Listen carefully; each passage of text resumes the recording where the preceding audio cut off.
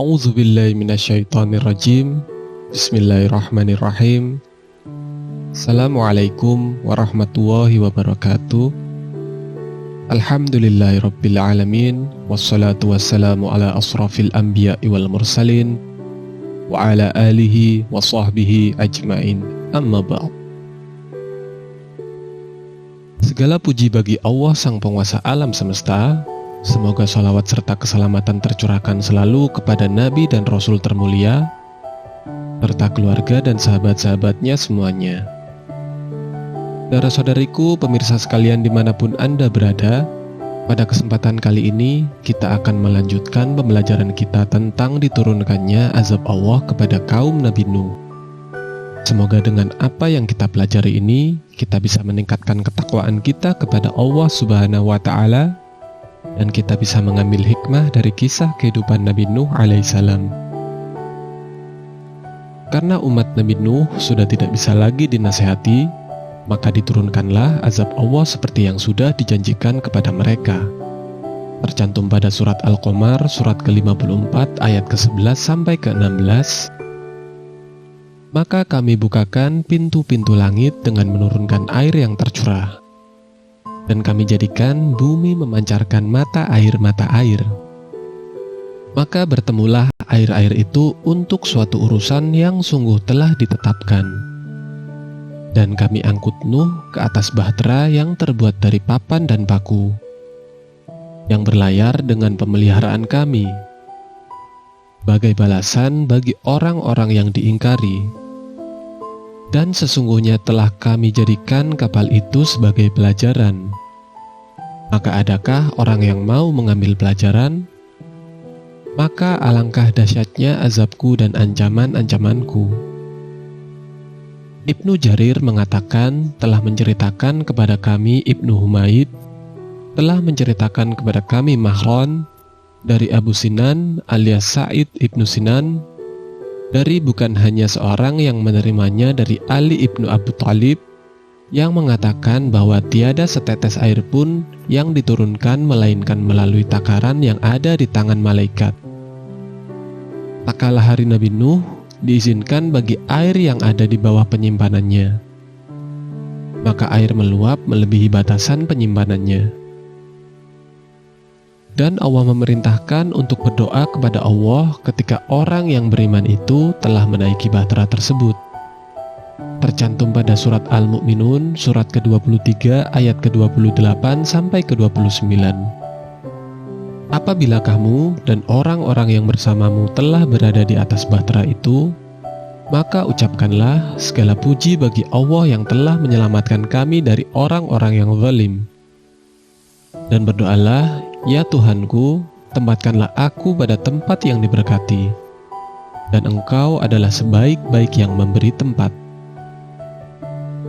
Kemudian pada surat Hud, surat ke-11 ayat ke-41, dan Nuh berkata, naiklah kamu sekalian ke dalamnya dengan menyebut nama Allah di waktu berlayar dan berlabuhnya. Ya Tuhanku, benar-benar Maha Pengampun lagi Maha Penyayang. Saudara-saudariku sekalian, pada surat Hud ayat ke-41 ini terdapat bacaan imalah. Apa itu imalah? Kata imalah mungkin terdengar asing bagi sebagian dari kita. Namun bagi yang menguasai ilmu tajwid, tentu tidak akan asing dengan istilah tersebut.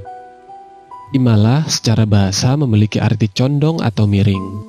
Sedangkan menurut istilah, yaitu memiringkan bacaan fathah kepada kasroh, atau bacaan alif ke arah ya.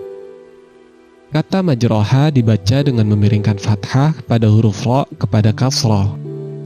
Fathah yang dimiringkan kepada kasroh tersebut berubah seolah menjadi suara e. Jadi cara membacanya adalah majreha bukan majroha. Dalam mushaf Utsmani yang dijadikan standar di Indonesia, terdapat tanda imalah di bawah bacaan tersebut. Sedangkan pada mushaf Madinah terdapat tanda wajik berongga. Berlanjut pada pembahasan kita selanjutnya, pada surat Az-Zukhruf, surat ke-43, ayat ke-12 sampai ke-14. Dan yang menciptakan semua yang berpasang-pasangan, dan menjadikan untukmu kapal dan binatang ternak yang kamu tunggangi. Supaya kamu duduk di atas punggungnya, kemudian kamu ingat nikmat Tuhanmu, apabila kamu telah duduk di atasnya. Dan supaya kamu mengucapkan, Maha Suci Tuhan yang telah menundukkan semua ini bagi kami, padahal kami sebelumnya tidak mampu menguasainya. Dan sesungguhnya kami akan kembali kepada Tuhan kami. Saudara-saudariku sekalian, dari ayat-ayat tersebut, kita telah mempelajari bahwa disunahkan untuk berdoa di saat hendak menaiki kendaraan, baik kendaraan laut maupun kendaraan darat. Ketika air mulai naik, Nabi Nuh melihat salah satu anaknya yang belum beriman sedang mencari tempat perlindungan. Tercantum pada surat Hud, surat ke-11 ayat ke-42 sampai ke-43, dan bahtera itu berlayar membawa mereka dalam gelombang laksana gunung. Dan Nuh memanggil anaknya, sedang anak itu berada di tempat yang jauh terpencil. Hai anakku, naiklah ke kapal bersama kami, dan janganlah kamu berada bersama orang-orang yang kafir. Yang dimaksud adalah anaknya yang keempat, yang bernama Yam. Dia adalah kafir. Ayahnya memanggilnya di saat hendak menaiki bahtera, dan menyerunya agar beriman serta naik bahtera bersama mereka, sehingga tidak tenggelam seperti yang dialami oleh orang-orang yang kafir. Anaknya menjawab, "Aku akan mencari perlindungan ke gunung yang dapat melindungiku dari air bah." Berkata, tidak ada yang melindungi hari ini dari azab Allah selain Allah saja yang Maha Penyayang. Dan gelombang menjadi penghalang antara keduanya. Maka jadilah anak itu termasuk orang-orang yang ditenggelamkan. Dia menduga bahwa banjir itu tidak akan dapat mencapai puncak-puncak bukit gunung, dan bahwa seandainya dia mengungsi ke puncak gunung itu, niscaya dia dapat selamat dari air bah tersebut.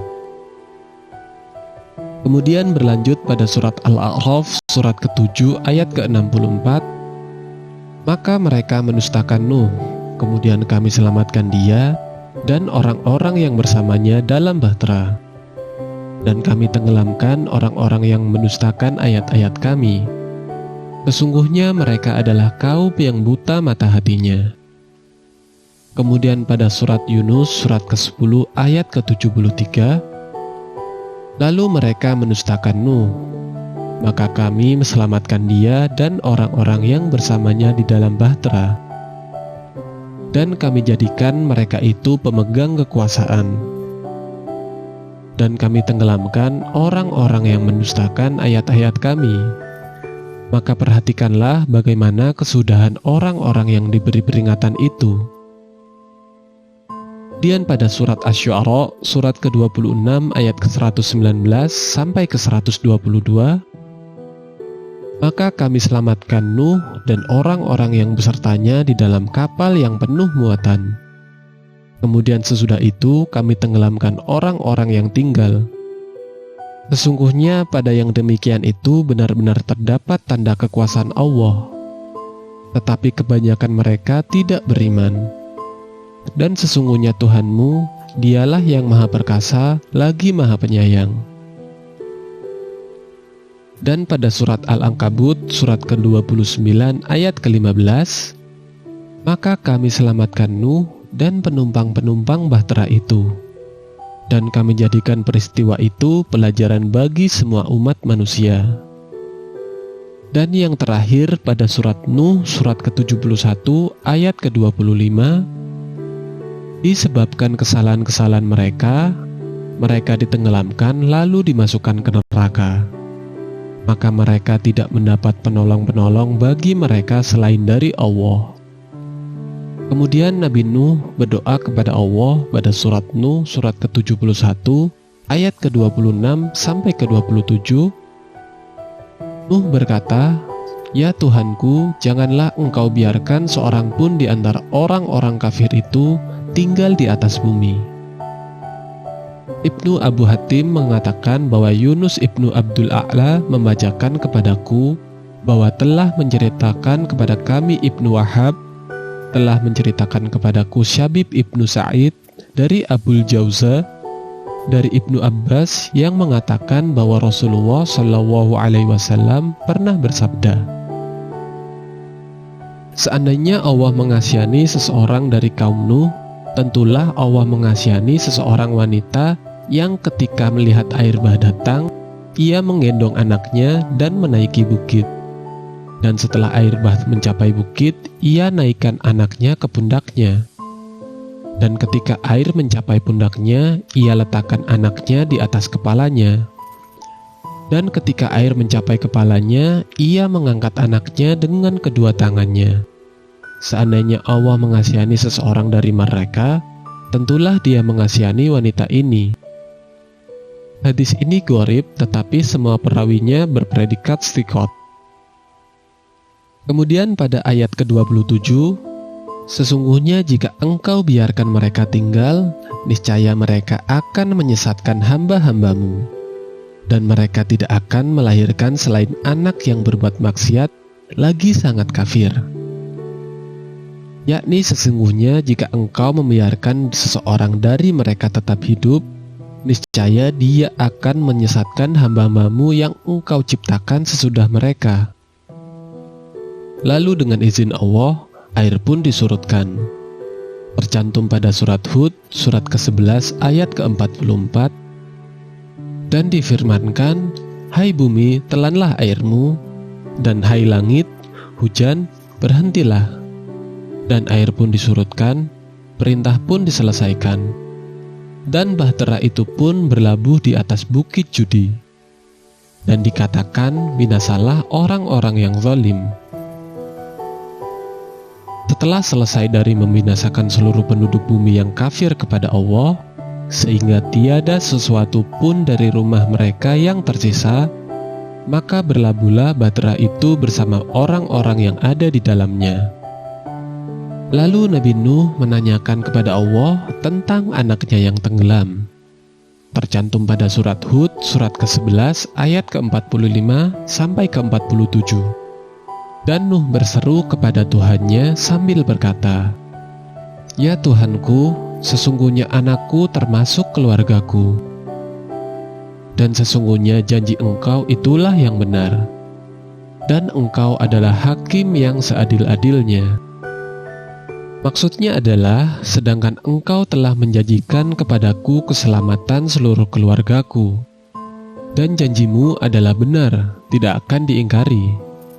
Maka mengapa engkau menenggelamkannya, dan engkau adalah hakim seadil-adilnya? Allah berfirman, hai Nuh, sesungguhnya dia bukanlah termasuk keluargamu yang dijanjikan akan diselamatkan. Sesungguhnya perbuatannya, perbuatan yang tidak baik. Sebab itu, janganlah kamu memohon kepadaku sesuatu yang kamu tidak mengetahui hakikatnya. Sungguhnya aku memperingatkan kepadamu supaya kamu jangan termasuk orang-orang yang tidak berpengetahuan. Karena sesungguhnya aku hanya menjanjikan kepadamu keselamatan orang-orang yang beriman saja dari kalangan keluargamu. Kemudian pada ayat ke-47, Nuh berkata, ya Tuhanku, sesungguhnya aku berlindung kepada Engkau dari memohon kepada Engkau sesuatu yang aku tiada mengetahui hakikatnya. Dan sekiranya Engkau tidak memberi ampun kepadaku, dan tidak menaruh belas kasihan kepadaku, niscaya aku akan termasuk orang-orang yang merugi. Dan setelah semuanya selesai, Nabi Nuh pun turun dari bahtera. Tercantum pada surat Hud, surat ke-11 ayat ke-48, difirmankan, hai Nuh, turunlah dengan selamat sejahtera dan penuh keberkatan dari kami atasmu, dan atas umat-umatmu yang mukmin dari orang-orang yang bersamamu. Dan ada pula umat-umat yang kami beri kesenangan pada mereka dalam kehidupan dunia. Kemudian mereka akan ditimpa azab yang pedih dari kami. Menurut dugaan ahli kitab Taurat, berlabuhnya bahtera Nabi Nuh di atas bukit Al-Judi adalah pada bulan 7, tanggal 17-nya. Dan pada permulaan bulan ke-10, Nuh alaihissalam melihat puncak-puncak bukit. Telah berlalu 40 hari, Nuh membuka pintu bahteranya. Lalu ia mengirim burung gagak untuk melihat keadaan air. Tetapi burung gagak tidak kembali lagi. Lalu Nuh mengirimkan burung merpati, dan burung merpati itu kembali lagi kepadanya, karena tidak menemukan daratan untuk tempat hinggapnya. Maka Nabi Nuh mengulurkan tangannya kepada merpati itu dan menangkapnya, lalu memasukkannya kembali ke dalam bahtera. Kemudian berlalulah 7 hari, dan Nuh kembali mengirimkan burung merpati untuk melihat keadaan daratan. Merpati itu kembali kepadanya pada sore harinya, sedangkan di paruhnya terdapat daun pohon zaitun. Maka Nuh mengetahui bahwa air telah menyurut dari permukaan bumi. Nuh tinggal selama 7 hari lagi, kemudian ia kembali mengirimkan burung merpati itu. Dan ternyata burung merpati itu tidak kembali. Maka Nuh mengetahui bahwa daratan telah muncul. Setelah genap 1 tahun sejak Allah mengirimkan banjir besar hingga Nuh mengirimkan burung merpati, dan pada tanggal 1 bulan pertama dari tahun berikutnya daratan telah nampak. Maka Nuh membuka penutup bahteranya, dan pada bulan yang kedua dari tahun berikutnya, yaitu pada tanggal 26-nya. Wallahu a'lam bishawab. Saudara-saudariku sekalian, sampai disinilah pembelajaran kita kali ini. Di kesempatan yang mendatang, kita akan mempelajari tentang akhir kisah Nabi Nuh. Semoga pembelajaran kita kali ini bisa bermanfaat untuk kita semua. Wassalamualaikum warahmatullahi wabarakatuh.